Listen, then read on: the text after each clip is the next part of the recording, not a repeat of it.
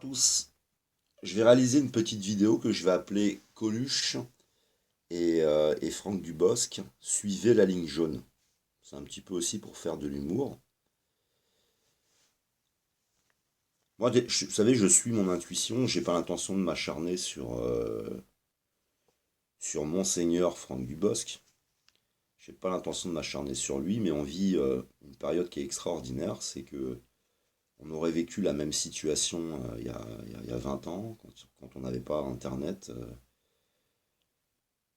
Et ben, ce que tu as sur le cœur, tu l'aurais gardé sur le cœur, quoi. Alors, je voulais parler un petit peu d'humour, je voulais parler un petit peu de mépris, parler un petit peu de classe sociale, euh, parler un petit peu de cette société-là qui est en fin de course, qui est en pleine déliquescence, et, euh, et utiliser ce qui s'est passé pour mettre à la lumière quelque chose qui pour moi est important. Je suis un ancien, j'ai toujours du matos à la maison, hein, mais je suis un ancien grand campeur, quelqu'un qui a passé des années, des années, des années à faire du camping, camping sauvage, et un petit peu partout, même en Europe, jusqu'en Afrique, grâce à un petit peu à mes voyages quand j'étais dans l'aéronautique, où des fois on n'avait pas d'hôtel, alors on avait les lits de camp, on prenait des douches avec les camions citernes. J'ai eu le cas comme ça une fois. Et quand t'as quelqu'un qui utilise en fin de compte ton niveau social, même s'il vient du même niveau social que toi, qui utilise en fait ton image, parce que avec mes camarades, il y a encore pas très longtemps, on allait sur la côte passer 2 jours, on allait au camping. Quand on utilise ton image, mais qu'en fait, euh, tu, euh, tu ne connais pas les gens véritablement, tu peux le percevoir comme du mépris. C'est-à-dire que si Coluche avait joué le campeur, Coluche m'aurait fait rire. J'aurais trouvé ça sympathique de sa part. Il le portait jusqu'à son look, beaucoup de ses occupations. J'ai expliqué que j'ai vécu mon éveil quand j'ai vécu entre guillemets la visite de Saint-Nicolas. Je remettrai Saint-Nicolas dans la description. C'est par Coluche que j'ai commencé mon éveil. C'est-à-dire que je me suis intéressé à tout ce qui était sur Internet et sur Coluche. J'ai lu tout. Je peux pas faire une biographie, j'ai pas en mémoire tout. Moi, j'ai voulu vite fait lire tout ce qui concernait Coluche. Donc tu te retrouves en fin de compte avec la personne pendant quelques semaines. Et puis avec son affaire aussi, avec son accident. Et t'es avec la personne, quoi. Ceux, ceux qui ont fait ce genre de démarche, même avec d'autres personnes, vous le savez, on a l'impression après d'être avec elle. On ressent presque la présence de la personne. Si vous passez des jours et des jours et des jours, de façon même obsessionnelle, à vous intéresser, à vous intéresser au personnage. Et puis c'était jusqu'à son look, hein. C'était sa bécane, c'était son bol sur la tête. C'était les témoignages des camarades qui sont hyper touchants. Et tu voyais quelqu'un qui était proche des autres, qu'on avait vu, qu'on avait vécu. Et ce type, il pouvait, comment dire, rigoler de toi. Tu avais déjà l'impression qu'il était très dans l'autodérision et rigoler de lui-même. Et pour reprendre cette phrase culte, si tu veux critiquer les autres, tu dois les connaître. Et pour les connaître, tu dois les aimer. Je ne m'étais jamais préoccupé de monsieur Franck Dubosc, monseigneur Franck Dubosc. Mais monseigneur Franck Dubosc n'a rien à voir du look, le comportement. C'est quelqu'un qui a malheureusement, je pense, oublié les racines dont il parle. Ça n'a rien à voir. Et quand maintenant je pense au fait qu'il utilise le camping, qu'il utilise le camping en fait pour gagner de l'argent, j'ai l'impression qu'il gagne de l'argent sur mon dos. Et j'ai vraiment le sentiment d'un très très grand mépris. C'est de ça que je voulais parler. C'était des classes sociales, des dégâts, en fin de compte, et des problématiques narcissiques, d'ego, de choses auxquelles tu t'identifies. qui te sépare complètement des autres, où tu finis par être méprisant. Alors je vais appeler ça suivez la ligne jaune. J'ai presque envie d'appeler Monsieur Franck Dubosc les dragées Fuca. Je le fais pas avec méchanceté, mais maintenant ce que je sais, c'est que il a bien rigolé sur ma poire, moi en tant que campeur, et qu'il l'a pas fait à l'image de Coluche. Il l'a pas fait en étant dans l'humour parce que, je le répète à nouveau, si les manifestants sont violents, les 500 personnes répertoriées qui décèdent dans la rue, c'est de la violence. C'est une énorme violence de mourir dans la rue. C'est pas une mort douce, c'est une mort violente, et en plus elle est à petit feu. Tous ceux qui se suicident parce qu'ils veulent pas y aller, les hôpitaux psychiatriques qui dégueulent, t'as jusqu'à les médecins psychiatres qui sont en burn-out, terminé, types ils suivent plus. C'est les prisons qui dégueulent, où 95% des prisonniers sont des pauvres. Si ça, c'est pas de la violence. Sans remonter à il y a 2000 ans, aux vrais responsables de tout ça, qui ont caché le processus d'individuation, qui aurait ramené sûrement Franck Dubosc à être quelqu'un de fondamentalement différent. Ne serait-ce que les quelques décennies de politique peuvent sans trop pousser ta réflexion, te faire comprendre que non, ce qui est violence, c'est la politique. Donc je voulais en quelque sorte te faire une conclusion parce que j'ai plus envie après de parler du personnage, mais de dire à Monsieur Franck Dubosc, quand vous rigolez sur les personnes qui vivent du camping, qui aiment aller au camping, ce sont des personnes qui sont modestes, ce sont souvent des familles où il peut y avoir de la violence et des difficultés. Ce sont, en parlant de violence et en nous rejetant comme si la violence elle venait de nous avez passé le message en quelque sorte de ne pas comprendre qui nous sommes véritablement, qu'est-ce qui se passe dans la rue. Ça veut dire que pour nous critiquer, il faudra nous aimer, mais vous ne nous aimez pas. Et ça, je voulais que ce soit en ligne parce que on vit cette période exceptionnelle où on va pouvoir expliquer les choses. Je ne me reconnais pas dans votre façon de vivre, dans votre façon d'aborder les problématiques. Je ne me reconnais pas chez vous, même dans la façon de s'habiller, dans absolument rien et dans aucun paradigme. Alors quand vous faites des vidéos sur ce que certains appelleraient des beaufs, moi je pense que chez vous c'est du mépris. Parce que ça a été extrêmement méprisant de dire non, non, les gilets jaunes sont beaucoup trop violents.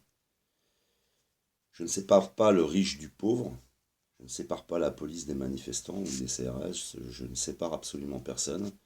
Je ne mets pas non plus tout le monde dans la même case. Euh, mais c'est bien la preuve que chez les humoristes, quand on dit on peut rigoler de tout, ça dépend aussi qui rigole de toi, quoi. Je vous ai partagé un personnage là dernièrement qui, euh, qui dans une vidéo expliquait que il avait la larme à l'œil, il en a pleuré quand il a vu qu'on enlevait les pavés des rues. Ces gens-là nous disent vouloir nous éveiller. C'est spectaculaire les problématiques narcissiques et les problématiques d'ego. Voilà, c'est ce qui nous sépare des autres, ce qui, c'est, et ça là, j'ai eu donc toute l'après-midi hier, j'ai eu besoin d'y penser. Je travaillais puis en même temps je méditais là-dessus. Et je voulais dire à Monsieur Dubosc, faites attention parce qu'il y a des campeurs, des beaufs, il y en a un paquet en France. On est dans une période où on peut communiquer puis on va pas se gêner quoi. Donc j'espère qu'on aura l'occasion de se croiser, que je vous dise ces quelques mots en face en fait. Pour moi vous êtes quelqu'un de méprisant et j'accepte pas le fait que vous utilisiez en fait notre façon de vivre pour vous foutre de notre gueule, tout simplement. Parce que pour moi c'est du mépris. On est suffisamment maintenant éveillé et conscient, cultivé même, grâce à Internet, pour voir, et en discuter en tous les cas, voir la différence qu'il peut y avoir entre un humoriste qui était proche des autres, un humoriste, enfin en tout cas, sur lequel beaucoup continuent à gagner du pognon, hein, avec les choses qui peuvent rester, les activités qui peuvent rester, les disques qui peuvent être encore vendus. J'écoutais quelqu'un sur Internet qui disait Coluche doit se retourner dans sa tombe et c'est ce que je pense aussi. Il nous manque, moi je pense qu'il nous manque, il est irremplaçable, c'est quelqu'un vraiment d'exceptionnel. et qui a vraiment fait la démonstration de ceux qui peuvent rire de nos problématiques, parce qu'il évoquait des problématiques par exemple par lesquelles je suis passé quand j'étais par exemple quand j'étais cadre, problématique d'alcool pour tenir au taf, problématique d'alcool à la maison quand tu as une ex-compagne qui était dans une situation de harcèlement. Alors si tu voyais Coluche rigoler un petit peu sur la picole, aujourd'hui je bois plus, mais qui, qui il te faisait rire quoi, voilà vraiment, parce qu'il y avait une véritable sincérité, c'était dans ses activités de tous les jours, et il ne se serait pas permis, je pense, d'utiliser les gilets jaunes parce que nous, monsieur Dubosc, vous pouvez retirer votre gilet, mais nous ne pouvons pas le retirer. C'est ce qui fait toute la différence avec Coluche. Lui, il est mort. C'est-à-dire que il n'a jamais pu se retirer de ce qu'il était, de ce qu'il ressentait, de ses investissements, de son implication. Il n'a jamais pu se retirer de sa sincérité. Tu ne peux pas la retirer, ta sincérité. Malheureusement, dans les métiers, il y a des fois des formations professionnelles. Jouer la comédie sur une pièce de théâtre, jouer la comédie dans un film, et après il y a jouer la comédie dans la vie. Et Coluche ne jouait pas la comédie dans la vie, en fait. Il jouait presque la vie, lui, vraiment, quoi. Et nous, monsieur, monseigneur Franck Dubosc, nous ne pouvons pas retirer nos gilets jaunes. Nous ne pouvons pas la retirer, notre misère. Au mois de mars, je suis entre guillemets à la rue, moi. Suite à une arnaque, avec des héritiers, par exemple. Je dis entre guillemets parce que j'ai des amis, j'ai des solutions. Je ne sais pas ce que je vais faire, par exemple, mais je ne peux pas leur retirer mon gilet. Et il y a beaucoup de personnes qui sont dans cette situation. Donc je le répète à nouveau, parce que ça a été mon enseignant Coluche. Moi je milite pour les SDF, et monsieur Dubosc, les SDF, ils ne peuvent pas retirer leur gilet. Ils ne peuvent pas, eux. Ça veut dire que on voit bien que vous avez porté à un moment donné un gilet, mais vous ne faisiez pas partie des gilets jaunes en fait. Vous l'avez porté, je ne sais pas pourquoi, parce que ça a été le moment de sortir un petit peu de l'oubli, vous permettre de passer par exemple dans une émission. Alors je le répète, pour ceux qui militent, je milite pour les SDF, parce que militer pour les SDF, c'est militer pour soi-même, pour les problématiques de logement, pour les problématiques de travail, de salaire, problématiques de santé mentale et santé psychique, l'accessibilité par exemple. Toutes les problématiques qui tournent autour de SDF, tout ce qui nous envoie à la rue, c'est un modèle, tu augmentes les taxes, tu vas à la rue. On dégueule par le suicide, on nous dégueule par l'hospitalisation, comment dire, l'internement, l'hôpital psychiatrique, voire, moi j'ai vu, quand j'ai fait mon service militaire par exemple, un camarade qui avait 2 enfants, il avait expliqué qu'il voulait ne pas le faire au moment de ces 3 jours, et on l'a pas écouté. Et un jour il est parvenu, parce que la nuit, ce qu'il allait faire, il allait voler des autoradios pour nourrir ses gosses. C'est un exemple. C'était pas un voleur le mec. Et il a été en tôle, il s'est fait gauler, c'est un mec qui avait une vingtaine d'années, il a été en tôle, il s'est fait gauler. Je sais pas ce qu'il est devenu, j'ai jamais eu de nouvelles de lui. Et voilà, notre gilet jaune, on peut pas nous le retirer, on peut pas. Et en effet, je pense que Coluche, lui, se serait vraiment retourné dans sa tombe, quoi. Alors je voulais faire vraiment cette parenthèse hein, pour dire à un monsieur à qui je n'ai pas la haine, hein. Mais simplement, maintenant, je sais qui vous êtes. Et quand vous faites de l'humour sur nous, vous gagnez du pognon sur des personnes comme nous. Je vous le dis, pour moi, ça passe mal. Et si on a l'occasion de se rencontrer, on aura 2, 3 mots ensemble. Parce que maintenant, je sais que c'est du mépris. Je sais que vous faites partie d'une autre classe de cette société. Vous n'y êtes pour rien, hein. On est tous un peu victimes en dans cette fin de période. Mais maintenant, je le prends véritablement pour du mépris. Pour moi, vous êtes un branleur. Voilà, tout simplement un branleur. Et si j'ai pas l'occasion de vous croiser, je pense qu'il y en a beaucoup d'autres qui auront l'occasion de vous dire ce qu'ils pensent de votre humour en ce qui nous concerne. Ensuite, monsieur Dubosc, je crois que vous avez une maman d'un certain âge. Il y a de nombreuses personnes qui ont des parents d'un certain âge. Je travaille dans les services à la personne. Je m'occupe des anciens, habiller, déshabiller, les sortir, m'occuper du jardin, m'occuper de la maison. Quand ils ont besoin d'une course, je les emmène. D'un peu de transport, je les emmène. D'un peu de compagnie. Je fais tout l'entretien dans une maison avec les anciens. C'est nous, monsieur, qui manifestons. C'est nous qui n'en pouvons plus. Ce que j'espère, c'est que le jour où vous serez très âgé, qu'il faudra vous torcher, monsieur Fuka, j'espère que les personnes se souviendront de ce que vous avez fait, de ce que vous avez dit, de cette existence que vous avez passée en fin de compte à avoir du mépris pour nous, et que personne ne s'occupera de vous. Moi, j'espère que quand vous irez dans un hôtel, vous savez combien elle gagne, la femme de chambre dans votre hôtel? J'espère qu'elle ne fera pas votre piole. J'espère que quand vous irez à l'hôpital, là où il y a ces personnes qui manifestent et qui sont violentes, ces infirmières, j'espère qu'elles ne viendront pas vous apporter vos médicaments, ne s'occuperont pas de vous, qu'ils auront le même mépris pour vous. Tout ce que je dis, je ne le pense pas, hein. Mais c'est un message que je voulais vous passer. J'espère que quand vous irez au restaurant, parce que j'ai aussi été serveur, j'ai eu pas mal de petits jobs de serveur, bah, j'espère que le type il dira non, lui je le sers pas. J'espère que tous ceux qui sont modestes, qui font du camping, qui n'ont pas de pognon, eh ben, j'espère qu'ils vous diront non. J'espère que comment dire, les personnes qui sont qui travaillent dans le même milieu que vous, les intermittents du spectacle, parce que c'est vous qui ont les intermittents du spectacle comme représentants, j'espère qu'ils refuseront de jouer dans vos films.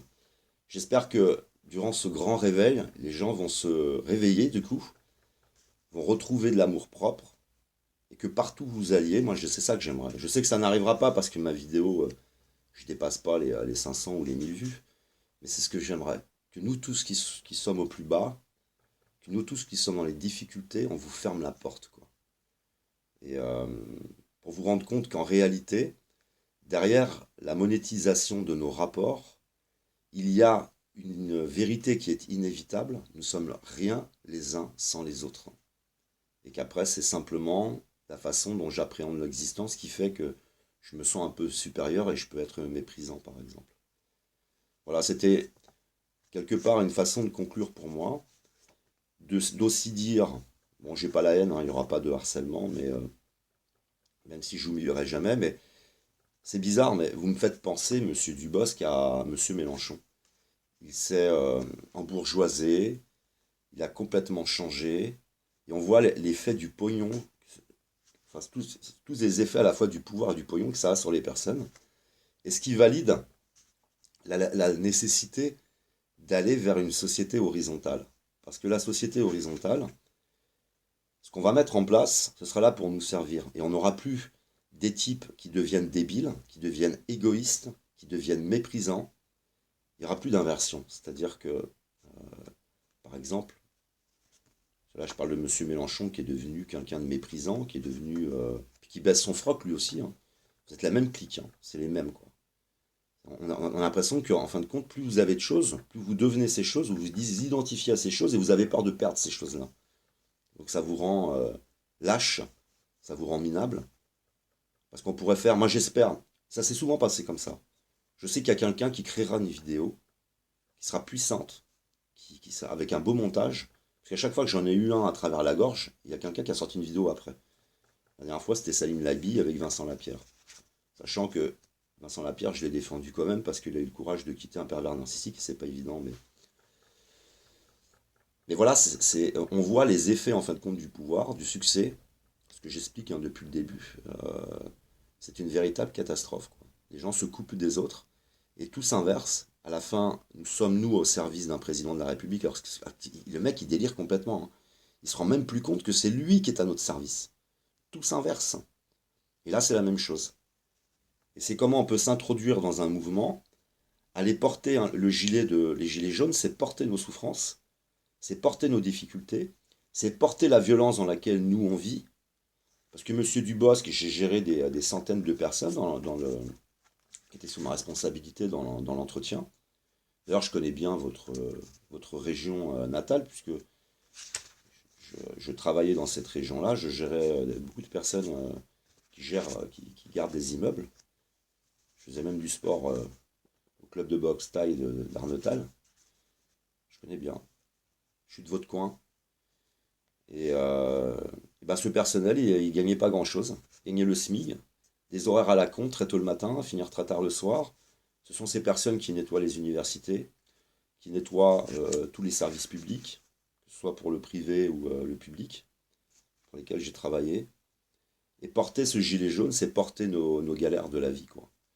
Et c'est vraiment là-dessus que je voulais insister. Nous ne pouvons pas retirer notre gilet. Nous ne pouvons pas retourner notre veste comme le font la majorité des politiques. Et, euh, et ça a été ça le symbole de non, non, ils sont trop violents. Parce que c'est ne même pas connaître la réalité sur le terrain des jeunes qui sont devenus violents. Eux, moi j'ai connu par exemple d'aller à l'école avec des chaussures trouées et tu peux pas avoir d'autres chaussures. Alors peut-être qu'en effet, parce que moi j'ai pas été clair dans ma vie, j'ai fait des conneries, j'ai été malhonnête, j'ai volé, surtout gamin, hein. Mais tu peux pas tu peux pas t'en défaire, tu peux pas le retirer ton gilet. Et c'est là qu'on voit les dégâts des classes sociales, les dégâts de ce qu'on appelle une réussite, qui pour moi c'est le pire échec par lequel on peut se passer, c'est à un moment donné se couper complètement des autres, être dans un mépris, et surtout gagner sa vie. Gagner sa vie en vous foutant de notre gueule, et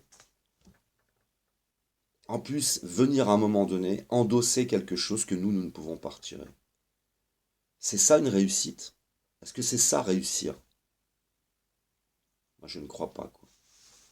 Enfin, bon bref, j'arrive à aller dans de plus en plus de profondeur sans parler du fond de la forme. Et j'espère que c'est tout le monde qui va s'éveiller dans ce sens. Parce que quelque part, je suis en train de m'apercevoir que le mépris que vous avez pour nous, on est en train de le découvrir de plus en plus. C'est-à-dire qu'on est en train de passer au-delà du professionnalisme des images, comme le dernier discours de Macron, qui est maintenant analysé par tout le monde. Et on voit un psychopathe qui se contrôle, qui est là et qui essaie d'utiliser les bons mots, qui essaie de nous séduire, qui essaie de nous avoir par des méthodes de communication. Et cette période qu'on dit l'apocalypse où les masques vont tomber, c'est aussi parce qu'on va réaliser qu'il y a quelque chose au-delà des apparences, au-delà de l'image sympathique que l'on veut donner, il y a autre chose. Et là, les gens vont aller creuser. Ça veut dire qu'on va être à poil les uns pour les autres de plus en plus. C'est ça aussi un éveil des consciences. Et vous ne pourrez plus gagner votre vie en vous foutant de ma gueule. C'est ça que je voulais dire. Voilà, monsieur Dubosc, n'oubliez pas que nous, la différence qui est entre vous et nous, c'est que nous ne pouvons pas retirer notre gilet. Nous le portons. C'est presque dans la chair que nous le portons. On ne peut pas le retirer. Merci de m'avoir écouté. Je vous aime, que l'amour, l'art et l'autre soient avec vous.